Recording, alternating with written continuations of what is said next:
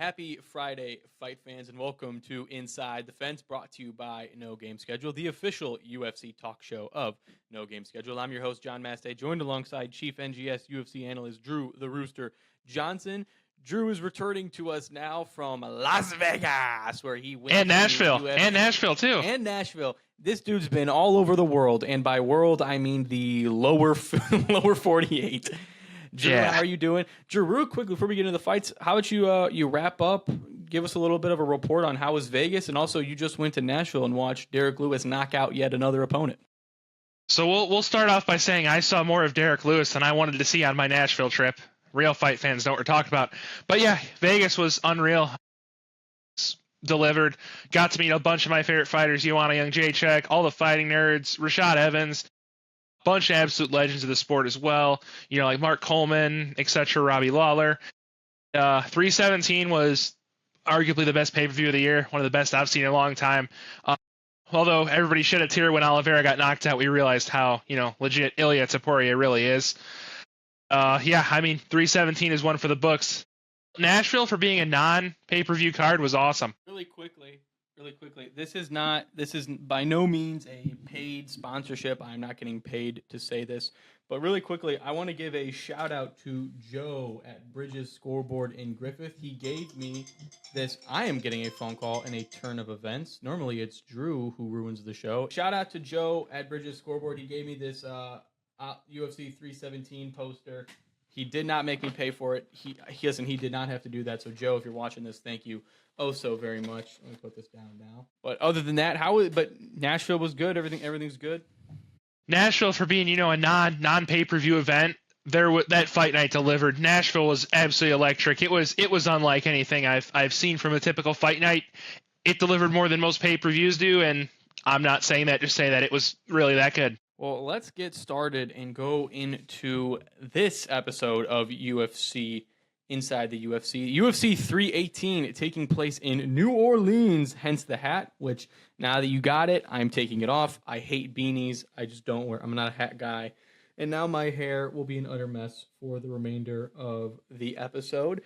Drew, we were talking a little bit. I said, as always, Drew, give me the rundown of this fight. And Drew, in my personal opinion, we've used this term on the show before. Every single fight prior to the main event is a bathroom fight. It's a fight you go to the bathroom before the main event. That's my personal opinion. You argued against that. Why is that? I did. Before we get into that, I want to say something real quick. You see this hat I'm wearing right now? This is by no means a shout out to Drake and Ovio, but this is a cool hat. But I think we got to switch it up just a little bit for this event, just for this special podcast. We're making a change. This is a very hat intensified episode. So we're gonna put this hat on. If you get it, you get it. If you get it, you get it. But yeah, I don't see any fight on the main card being a terrible fight. I think a lot of them are going to be really good fights. But let's just hop right into it, John, if that's okay with you. Yeah, let's get into it. Are we talking about the main card, or is there anything in the preliminary rounds that you want to discuss? I see a lot of good prelim fights, but we have one hell of a fight looming on as the main event of this card that, in my opinion, I think is going to be a candidate for fight of the year, hands down. I think this is going to be an absolute war, and I just can't wait to talk about it. So let's just skip the prelims, go right to the main card. Let's get into it indeed. Let's start off with a lightweight bout of Michael Johnson versus Daniel Zellhuber. Excuse me. Drew, you talked to me a little bit before the show about Michael Johnson. He's beaten some great guys, but he has lost to some underwhelming fighters. So what do you think? You talk about a guy who's coming in with a pro MMA record of 24-19. But look at some of the guys he's beat. Like, he beat Dustin Poirier by knockout. He beat Edson Barbosa. But then he turns around. He's also lost to Gaethje. He's been knocked out by Josh Emmett. Beat by an older Clay Guida. You talk about a guy that either is lights out or lights off. Michael Johnson's your guy. He's either going to rise to the level of your opponent or he's going to sink to the level of someone he's fighting. And I think that Zellhuber's a really young, good guy. We're going to get a good version of Michael Johnson, and we're going to have a barn burner of a fight, but I think Zellhuber's going to beat Michael Johnson. This is going to be one of those episodes where I refrain from making any picks just out of, I don't want to insult any of these fighters because I don't know who they are up until the main event. We'll get to that as well. But we're going to fly through these so we can talk about one of the biggest events, one of the biggest moments in UFC history. Let's move up to another featherweight bout, Dan Ige versus Patricio Pitbull.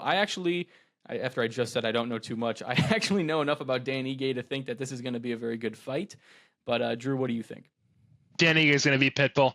If the Pitbull that showed up in his UFC debuts, the Pitbull we're getting versus Dan Ige, 50K Ige is going to absolutely mop the floor with this guy. It could be inside the distance, but I got Ige by decision. I mean, you talk about a guy who comes from another organization that is as, decorated as Pitbull is, and then for him to flop as hard as he did in his UFC debut is something that we see way too often.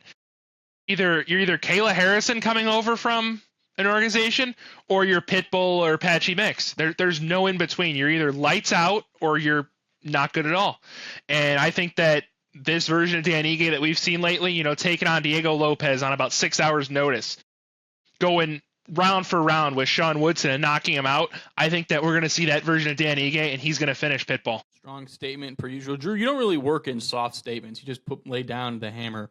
Also, shout out to that guy on YouTube Shorts who said, "We know nothing about fighting." We read your comments, sir, and also, fuck you. Let's move on to the welterweight bout.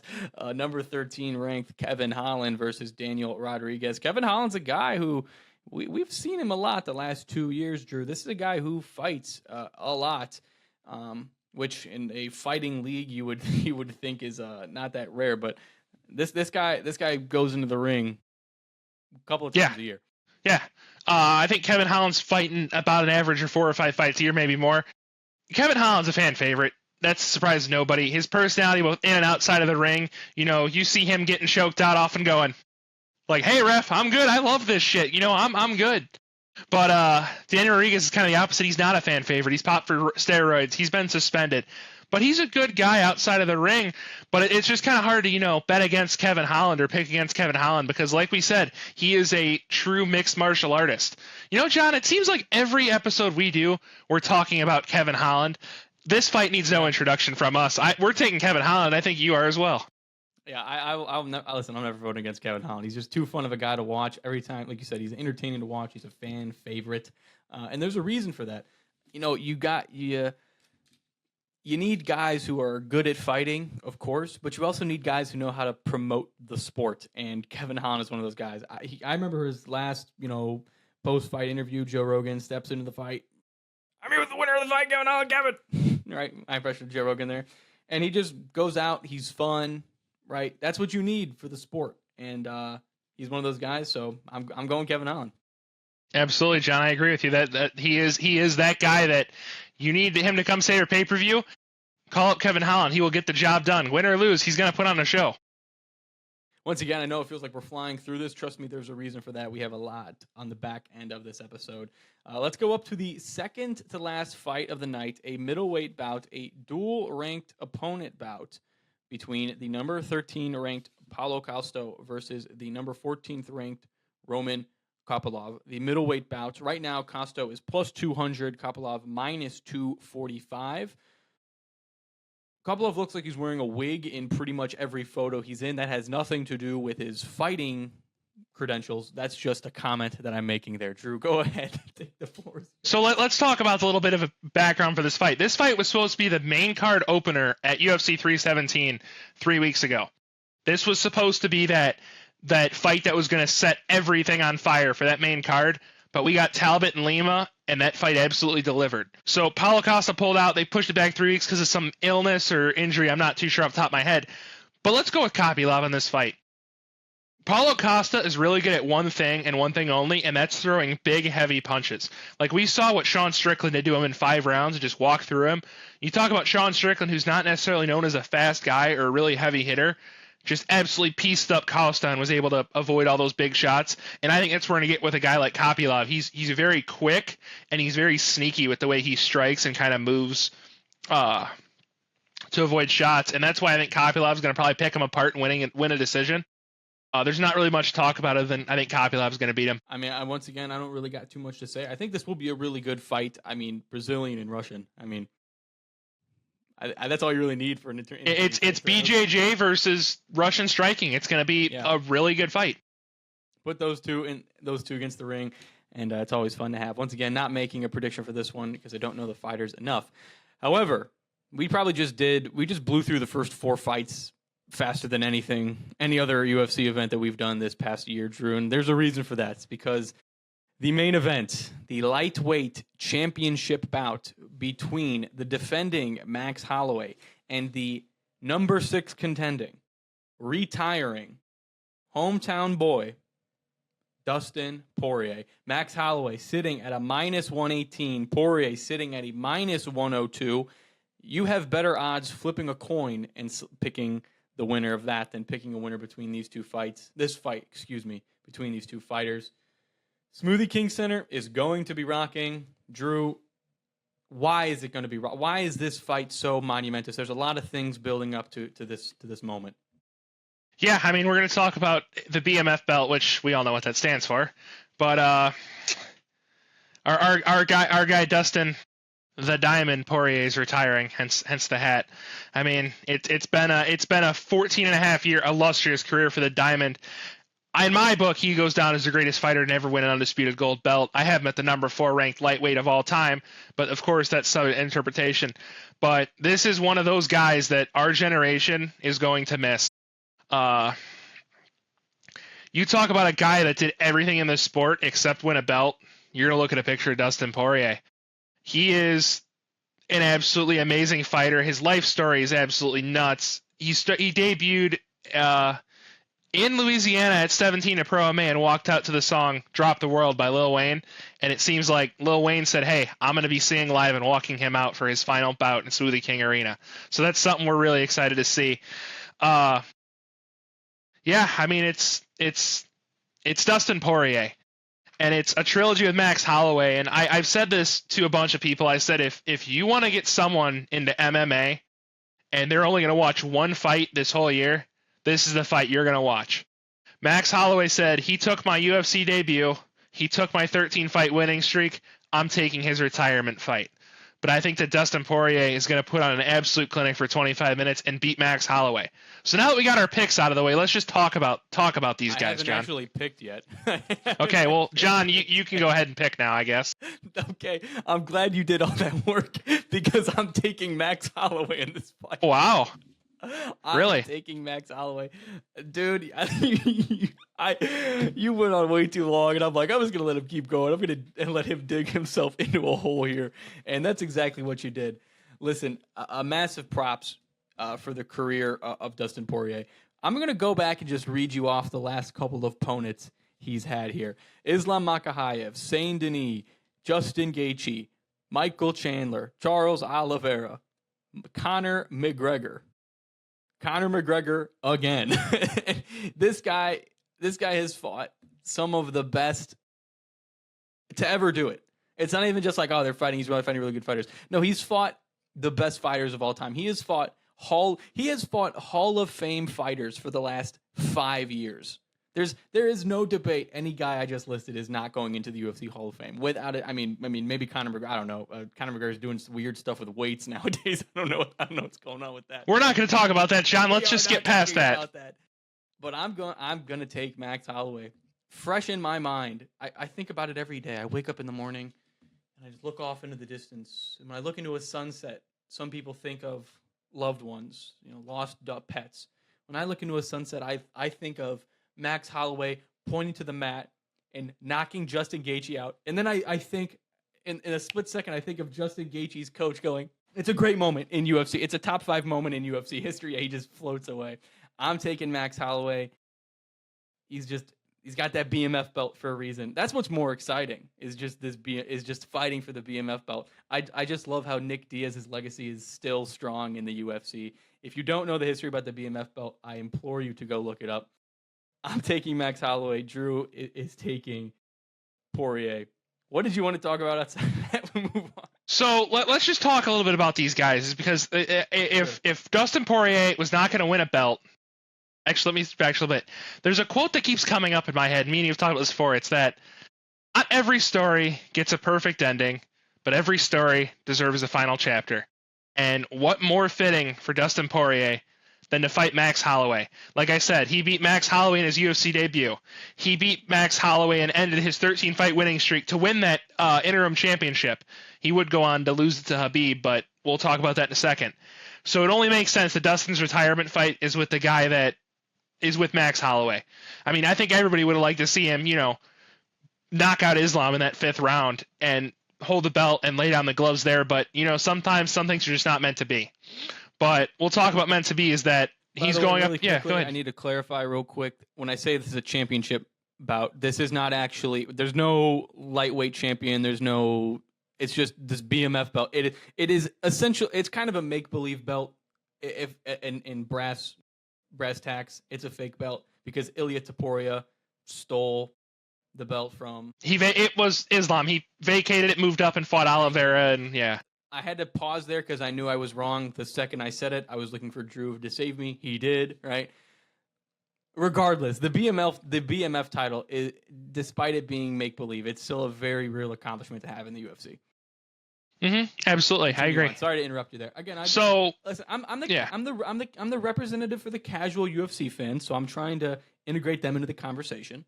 Yeah, absolutely, John, and we'll talk about Max. We welcome casual fans, longtime fans, the dudes on YouTube Shorts who say we know nothing about the sports. We welcome all guests onto our show here. This is a safe space for everyone, except that one guy on YouTube Shorts who said we don't know anything. Once again, fuck you. Yeah, John. I mean, yeah, that guy. We're not talking about that guy. We're not giving the credit he so wants. Talking about, we posted a clip talking about John Jones, and in the clip, Drew said John Jones was the GOAT, and then that guy went into the comments and said this guy doesn't know what he's talking about. John Jones is the GOAT, and I'm like, I texted him back. I commented back. I go, that's what he said. Clean. Yeah, absolutely. Yeah, absolutely. Move on. But yeah. We'll talk about your guy Max for a couple minutes. He has the record for the most significant strikes landed in the UFC. That record will never be broken. I do not care what anybody says. He is the best boxer in the UFC, and it's not even close. I mean, sure, Ilya knocked him out, but Max Holloway's been in the sport forever. Anyways, I digress. But Dustin Poirier, the Diamond. Okay. I do not see Dustin Poirier losing this fight. You said we're going to talk about Max Holloway for a little bit. You said one fact and then moved on immediately. Well, I'm getting into their first and second fight here. Right, Max Holloway made his debut against Dustin Poirier, and it was one of the only times I believe Max Holloway was ever submitted. Dustin Poirier got him with a nasty, nasty armbar in Max's UFC debut. And then in their second fight, is arguably one of the greatest fights in UFC history. That is a 5-round war in which Dustin won a decision and got that interim belt, which technically should have kind of been an undisputed belt. We're not going to get into that. Sure. You want to show one recent fight to people to get them into MMA, I'm going to say go watch Poirier Max 2. That is one of the best fights I have ever seen live. It's a modern classic at this point. But let's say it one more time, is that if you want someone to get into MMA, show them this fight. This fight has fight of the year, fight of the night written all over it. It's not even going to be close. I mean, I know that a lot of people, including yourself, don't think Dustin Poirier is going to beat Max, but, they say shine bright like a diamond for a reason, and I think the diamond's going to pull it off. So you say that again, you take your pick, but again, this is a third fight between these guys, which in my recollection, it is rare. You see a lot of, second fight, rematches. Seldom do you see 3. Right? Mm-hmm. Yeah. So take us back through the history a little bit. What happened in 1? What happened in 2? Is this a situation where, obviously, that's one question. And the second question, you can answer this one first. Is this a situation where these two guys just hate each other and they just can't stop fighting? Or is it just a massive respect that, they just know they're great opponents and they just want to keep fighting? The second one, absolutely. So like I said, Poirier submitted Max Holloway via nasty armbar in Max's debut. Poirier beat Max in a decision to win that interim belt. 5-round war, instant classic. But this is not a I hate you, I want to rip your head off fight. This is two of the greatest gladiators of our generation going head to head for a third time. Like if it wasn't gonna be for another title shot, this is who you were going to have. It was going to be Max and Dustin. This is Max. Max has said if I was around during the Gladiator time, I would have been a Gladiator. Max does not care what weight class you are. He went up to fight Gaethje at 155. Everybody, including myself, wrote him off, and we all saw how that turned out. Poirier has beat Conor 3 times. Or not beat Conor, sorry. He's fought Conor 3 times. He got knocked out in their first fight, knocked out Conor in the second. Conor broke his leg in the third. These are 2 guys that are rooted deep in trilogies. Max Holloway lost 3 fights to Volkanovski because he was the only guy really that was deserving of those 3 title shots because he was just so much better than everybody else in that division. But I know you like Max, and I'm always going to be rooting for Dustin. So I can't not take Dustin in his fight, in his final fight. Because if it's the last dance, why not have it on your own dance floor? It's at home. It's where it all began. His wife and daughter are going to be sitting cage side. How do you bet against a guy that has all the circumstances, set up for him to walk off into the sunset? Even if he loses, I still think it's going to be an absolute beautiful moment. But how do you not take Dustin Poirier in his final fight at home in the Smoothie King Arena, being walked up by Lil Wayne, where everything just kind of goes right back to where it started? I think this is the perfect ending that his story deserves. Why do I pick that? Because I just watched the Ilia Topuria versus Charles Oliveira fight 3 weeks ago. That's why I don't pick him. I have been fooled. I have been, what is that quote? We have been bamboozled, led astray, run amok, and flat out deceived. That's why. That's why.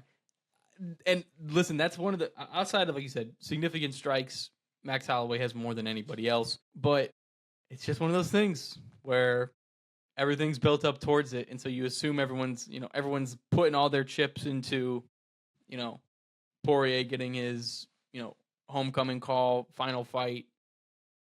I just can't. I can totally see it happen. I can see it happening both ways, if that makes sense. I see it happening. I agree with what you said. Yeah, this guy's in his final fight, farewell tour. This is it. Let's lay the gloves on the mat one more time. But also I see it the other way where it's like everything is set up for him and it just doesn't happen. Well, the thing is with that is that if it was really set up for him to win his title fight, he would have fought a bum. He would have fought someone low-ranked that was going to be, served on a silver platter for him to knock out in the first round, and that'd be the perfect ending. But I don't think that's what anybody really wanted, including him. He wants to put it on the line for one more time. Give Max a shot at his get-back tour. But let's talk one more time about what Poirier's done in the UFC. Khabib Nurmagomedov has said that the closest he's ever come to being beat was when Dustin had him in a guillotine and they're his shot at undisputed gold. If Dustin would have put his arm through instead of rolled, there was a chance he could have choked out Khabib and walked away with that belt, but that didn't happen. And then Islam, in the 4th round of their fight, got cut open so bad from one of Dustin's clean hook shots. It's like you talk about 2 of the greatest lightweights ever. I have Islam at 1 and Khabib at 2. And Dustin had a chance to beat both of them. I look at a guy like Max Holloway and go, I respect the hell out of you, but you're not Khabib and Islam. I think Dustin getting that close to beating the best of the best just has a little bit better shot to beat Max than vice versa. Well, you heard it here first, folks. We are a fence divided against itself. I am taking Max Holloway. Drew is taking Dustin Poirier. Let's move on to the fun segment of the show. Before we get into the final round, I have a quick announcement here. Drew doesn't even know this. Drew and I will be running for Senate. We're going to be right in positions. We are running for politics in the American government because apparently that's the only way you're getting tickets to UFC White House. So we would really appreciate your vote. We will be a dual candidate. It's the first time in history. So Drew will be bringing on the infrastructure side, and I am running off of purely the campaign of we're going to put Gatorade in all the water fountains in the elementary schools. Okay, John, I agree with that. I'm running for Senate. The Rooster is running for Senate, and you heard it here, folks. Elect us, please. Vote the Rooster. We're going to talk about UFC, the White House, when there's more details about it. Honestly, it's just a rumor at this point. Well, it's happening. In July of next year, it is happening. It is a rumor. Regardless, let's get into the final round of the day. The question where I ask Drew, the segment where I ask Drew a question that he does not know the question to. So it's a little bit more responsive. This is Poirier's last fight in New Orleans, his hometown. Like you just mentioned, he's got everything going for him. Who is a fighter that you are, I don't want to say waiting for, you're going to cry about? What's the next guy who's you think deserves a big retirement, event like this that you're waiting for and that you'll have high emotions towards? Because there's a lot of guys in UFC who deserved one and never got I didn't have to think about this. There's one name that comes to my mind right away, and I think you know exactly who I'm going to say. It's Charles Oliveira. No, I don't know. That's why I asked. Oh, I gotcha. Go ahead. So for me, I think that the guy that's probably going to get the next farewell tour is Charles Oliveira. Most finishes in UFC history, lightweight champ, gone up against the who's who. Even though he's lost to Khabib, he lost to Islam. Actually, sorry, I'm not too sure if he lost to Khabib or not, but he lost to Islam, lost to Ilya. Had a really terrible loss to Arman that shouldn't have been a loss, but he's a legend. He beat Michael Chandler twice. You look at the guys he beat. He beat Justin Gaethje. He beat Poirier. He beat the who's who when they were the who's who. In my opinion, probably the third best lightweight ever. I think that the UFC is probably going to wind up putting something together in Brazil. And that's going to be one of the main event is going to be Charles Oliveira's farewell tour. And they're going to build that event for Charles. And it's going to be similar to this, where they're going to give him an above average opponent that he has some history with and give him one final chance to set the score once and for all. And that'll be it. So for that reason, John, I'm going to say it's probably be Charles Oliveira. Don't get me wrong. If you're a man, you're probably going to cry when Dustin Poirier walks out for the final night. And I'm man enough to admit that's probably going to be me. But I think that's also be same true for our boy the Bronx. I don't know. I'm trying to think of who I would, but I mean, once again, I'm not. The first answer that comes to mind is Conor McGregor, right? Only because he's the person that he got myself and I would say the word millions of other people into the UFC. I mean, there's really no doubt about that. But yeah, I don't know. I think the only guy right now, this will be a good answer. I think the only guy who I think deserves a nice send off is Paddy Pimblett. That's going to be my answer. I think just his message and his core values and what he's about and what he's talked about on stage, and I guess why he's become popular and why he's resonated with fans. I think that's a good reason to give him a nice send off when it's time. We're still potentially a decade away from that happening. Paddy Pimblett's a young guy. Yeah, that's pretty much it. Drew, do you have a question for me? This is the question. If you have anything you want to ask, the final round of this episode. If not, we can get on out of here. And then we're going to the gym. I'm working Drew into the gym in the next 15 minutes. You see how nothing happened there? That's why we're doing it. Go on. But yeah, John, so... okay. Oh, no, I got something. I'm just trying to figure out how to word it real quick. Okay, fair enough. Bill, actually, this be a multi-part question. I fight main card, White House. Who do you want to see? Give me 5 fights you want to see at the White House. Main event, John Jones versus Tom Aspinall. That's, I think, what on everyone's mind. I'd like to see... Well, I mean, I'm just going through what a lot of people have said online, because people have made some pretty fake cards already. McGregor versus Chandler would be pretty nice. See that as a 5-round co-main. I like that. Obviously, you want to pick like a bunch of American fighters.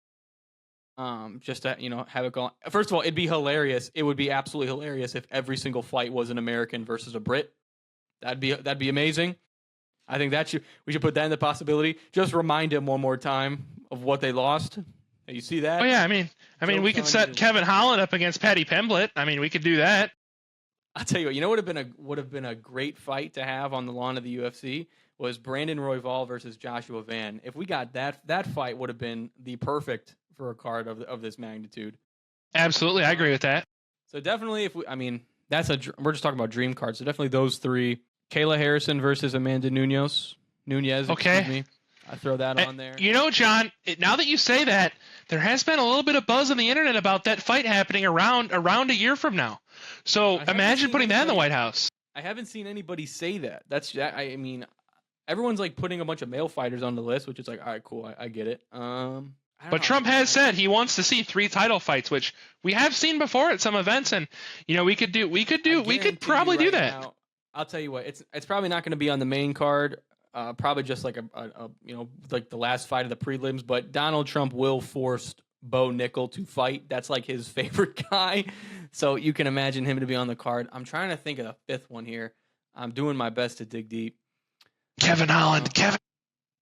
I guess okay. There, who would he fight though? Whoever the fuck he wants, I don't know. I mean, that's one of Donald Trump's absolute favorite fighters. Is he loves Derek Lewis, he loves Kevin Holland, Bo Nickel, he loves John Jones. Kayla Harrison's getting up there on the list, so we're building it for Uncle Donald here. So what weight class does Paddy Pimblett fight in? 155. So that fight wouldn't happen. Why? Why not? Paddy Pimblett wouldn't come up to 170. He'd get absolutely rocked by anybody at 170. I'm not saying he fights Kevin Holland. I'm just asking in general, where does he fight? 55 at lightweight. Patty Gaethje would be nice. I was about to say Paddy Holloway would be nice. That wouldn't be a bad fight. I could get behind that because I'm trying to put an American in every fight that we got. That's how it's probably going to be. Is how they're going to structure it with the one American, one foreign. Either the and listen, if you can't one foreigner, if you can't do Amanda Nunes, Kayla Harrison versus I guess you can't fucking do that. If you could figure out a way to have one of them go up or one of them go down, Kayla Harrison versus Valentina Shevchenko, I think would be another one. Again, we're talking about dream please don't scenario. do Valentina like that. We're talking about dream scenario here, so just talking speaking out loud. Yeah, absolutely. But yeah, that's going to do it for this episode of Inside the Fence, UFC 318. Drew, got anything you want to plug? I know you're a card guy. You make anything lately, or is there anything you want to talk about before we end it? Get out of here. Yeah, I mean, go ahead and follow the Instagram at DrewJ14, spelled DREWJAY14. We know how to spell Drew J, you idiot. Well, a lot of people didn't last time. Because, it's spelled out like phonetically, J-A-Y. Go ahead and spell Drew as in Drew Holiday. The only man to ever spell it J-R-U-E. We're going to get out of here. Thank you so very much for watching this episode of Inside the Fence. And wherever you're watching, even though we know where you're watching, enjoy UFC 318 and have a good rest of your night.